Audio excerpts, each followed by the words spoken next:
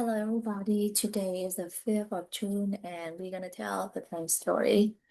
This pen story has changed a lot of people's life. It shed light into why something happened to our life, how we can create or manifest our dream life in a very certain way. So by telling the pen story, or listening to the pen story, I really try to influence the lesson from the pen story into my memory, and maybe and then maybe by when I'm doing it and when I try to practice this every day, I will try to remember because there will be no matter what, no matter how much I try. I remember that I really noticed that, there are moments that I wouldn't be able to practice this. And so I truly hope that, it will be, there will be a time that I will be able to, like before I act, I'll be able to stop rather than recollecting it after recollecting the experience and the lesson after I already acted out. I will share with you the lesson later, okay? So first, what is this? It's a pen. What do we use this pen for? To write. Now there's a dog inside the room. I want to wave this in front of the dog. What does the dog do? The dog probably will sleepily got you this, right? Does the dog see this one as a pen? No. So for the dog, this one is not a pen, but for the human, this one is a pen. So who is correct, the dog or the human? The answer is both are correct. For the dog, this one is a chewing toy, or for the human, this one is a pen to write. The dog is correct in the dog one, the human is also correct in the human word. So that is our first lesson. Both are correct. Now let's imagine that there is a table in front of me. So I'm going to put this thing on the table. Then both the dog and I will walk out the room. So inside the room, there'll be no human, no dog. What does this thing become? With a still pen or chewing toy?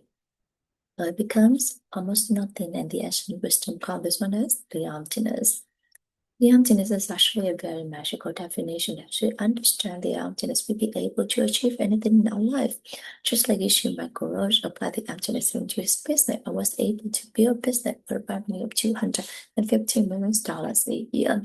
He's also able to help several refugees. So what is the emptiness? Why is that so magical? Let's go back to the pen story, okay? So this thing is currently on the table, and when there is no human, no dog, it is almost nothing. But as soon as I go back into the room, I see this becomes a pen. When the dog come back to the room and the dog look at this becomes a chewing toy. And when both the dog and I come back to the room at the very same time, we both look at this at the very same time. What does this thing becomes? It becomes two things, a pen for me and a chewing toy for the dog. So a single thing when there is no human, no dog, or nothing to interact with, we come back to true self, call it the emptiness. But because it has the emptiness, it also has the potential to become anything or anyone depending on who or what is looking at that at the very moment. So that is our second lesson. Along with the emptiness, we all have limitless potential. Now, I see this as a pen. So does this pen coming from me or does this pen coming from the thing itself? This pen is actually coming from me. Why am I so certain?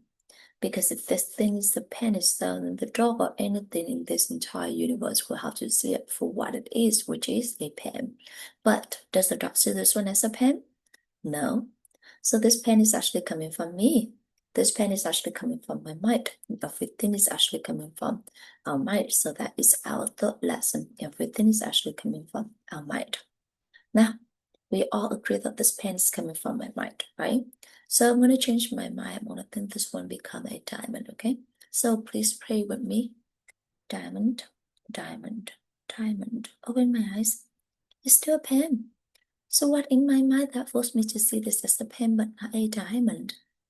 There are said inside our mind that the actions wisdom call as karma. So when we see something, the seed inside our mind pop up, open up, and cover this and made us see it for what had been planted earlier into our mind.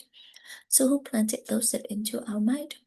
Only you can plant the seed into your mind. Only I can plant the seed into my mind.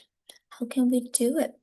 We do it by three ways: by our word, by our actions, by our thoughts, especially toward other people. So for instance, I'm going to hold on to this. I'm going to say that I have the pen. Would you like to have this pen? And when my friend say yes, please, I'd be so happy to give this to my friend with the hope that I can help my friend, right?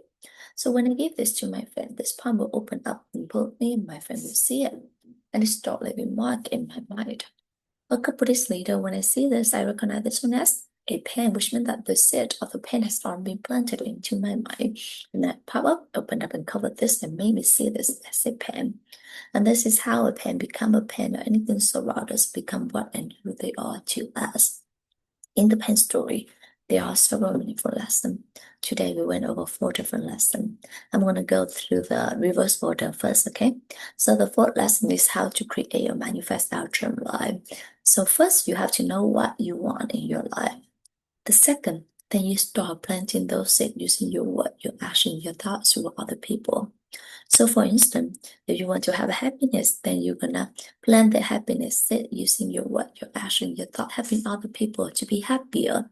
If you want prosperity, then you use your word, your action, your thought, helping other people to get healthier.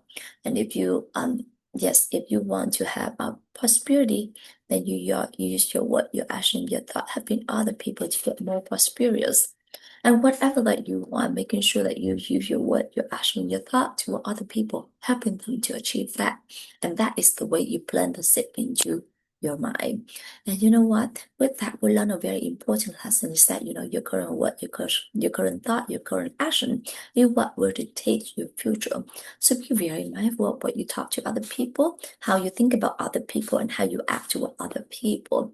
Because that is the material that will create your future life. So, be kind to other people. If you want to be kind, if you want other people to be kind to you, be helpful to other people if you want other people to help you. Just like that, that's create your life. And with that, we go to the third lesson is everything is actually coming from the seed inside our mind. So we'll be 100% responsible to whatever happened to us because in the end, we are the only one who can plant the seed into our mind using our word, our action, our thoughts. And that will go to the second lesson is how to create, how we be able to see the beautiful things in our life, know what we want in our life. By knowing that, along with the emptiness, we all have limitless potential. So we trust our potential, we trust the potential of everyone surround us, and we trust the potential whatever happened to us. And today I listened to the pen story from my buddy and Lung, and he was talking again about the emptiness and the potential, and then everything changed every moment. So we learn to let go of our expectation, learn to let go of our attachment to think, and try to look at them at what you want them to be, what the potential. And we're working toward that. And I think that is a very beautiful thing. And with that, I also want to share that some wisdom that I learned from Stoicism. Yesterday is that the wise man is who is not sad from what they don't have, but then rejoice of what we have. And our suffering is what is not coming from the reality, but it's actually coming from our attachment and our expectation. So, when you learn to let go of that, when you learn that everything changed, when you learn that everything, it's nothing, but it's almost nothing, but it's also has the potential of becoming anything. We learn to just be calm with whatever happened, and learn with the flow, go with the flow, and learn to see the beautiful things in everything. And I think that is a very, very important, very, very good lesson that I'm trying to practice every day. And then the first lesson is both correct. So we learn to respect each other's opinion, we learn to respect each other's choices, and we learn to listen to each other with a compassionate heart. And again, this is a chance for me to recite what I learned, what I really like. Is that what teacher Thích Nhất Hạnh was saying is that understanding is the root of love, and love is the root of happiness, and happiness is the way to our enlightenment.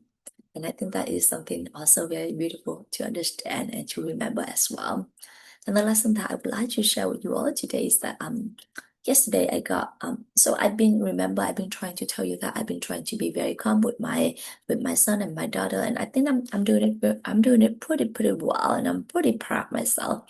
But then yesterday there's a moment that I burst out, and I, right that moment I didn't see that, but then my I no actually I saw that. I noticed that, but I just let myself explode. My son was telling me that, Mom, why are you? Why do you have to be so cruel? Why do you have to be so mean? And my daughter was just so sad. And I was like, yeah, this is not good. Thankfully, in the end, I was able to apologize to my daughter for my behavior, as well as I think it's quite important to realize that you are wrong and to acknowledge that you are wrong to the person that you did it. And but more important is that you realize that that you need to face it. And so my strike is starting again today. But I think that by knowing that, by intentionally want to be better, I will be able to hold on to be able um to be more calm and more um and less reactive, but more thoughtful and mindful action to other people, especially to my daughter and my son. So thank you everyone for listening to me today. Thank you, Ellen, for accompanying me in this 3,000-day journey. And if I may share with you my pain story, the pain story of my lesson is something good, I would like to dedicate that to my church family, to my friends, to my co-workers, to my neighbors, to my clients, to any living things in this world or any other worlds with love, wisdom, and gratitude. Thank you so much for listening. I see you. Bye bye.